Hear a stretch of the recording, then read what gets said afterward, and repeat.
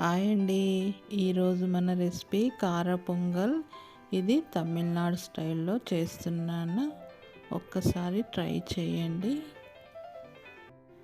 నా ఛానల్ని సబ్స్క్రైబ్ చేయండి. ఇప్పుడు ఒక కుక్కర్ గిన్నె తీసుకొని అందులో 1 కప్పు రైసు, 1/2 కప్పు పెసరపప్పు వేసుకొని నీట్గా కడుక్కోవాలి.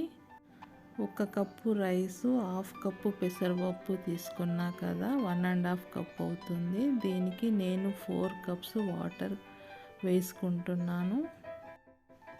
దీంట్లో 1 స్పూను జీలకర్ర, 1 స్పూను సాల్ట్, ఒక 4 పచ్చిమిర్చి వేసుకోవాలి. జీలకర్ర పచ్చిమిర్చి పోపులో కూడా వేసుకోవచ్చు, కానీ దీంట్లో ఉడికిస్తేనే దాని టేస్ట్ బాగుంటుంది. 3 విజిల్ వచ్చేంత వరకు ఉడికించుకోవాలి. చూడండి, ఈ విధంగా ఉడికింది. ఒక 1/2 గ్లాస్ నీళ్ళు పోసుకొని దీన్ని ఒక్కసారి కలుపుకోవాలి. ఇప్పుడు పోపుకి ఒక ప్యాన్ తీసుకొని 2 టేబుల్ స్పూన్ల ఆయిల్, 1 టేబుల్ స్పూను నెయ్యి వేసుకోవాలి. ఇది వేడయ్యాక కొన్ని ఆవాలు వేసుకోవాలి. తర్వాత కొంచెం కరివేపాకు వేసుకోవాలి.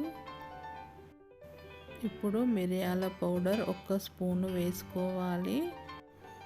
మిరియాలు కాకుండా మిరియాల పౌడర్ చేసుకుని వేసుకుంటే చిన్న పిల్లలైనా తినగలుగుతారు. మిరియాలు అయితే మనకి నోటికి తగిలి ఘాటుగా ఉంటుంది.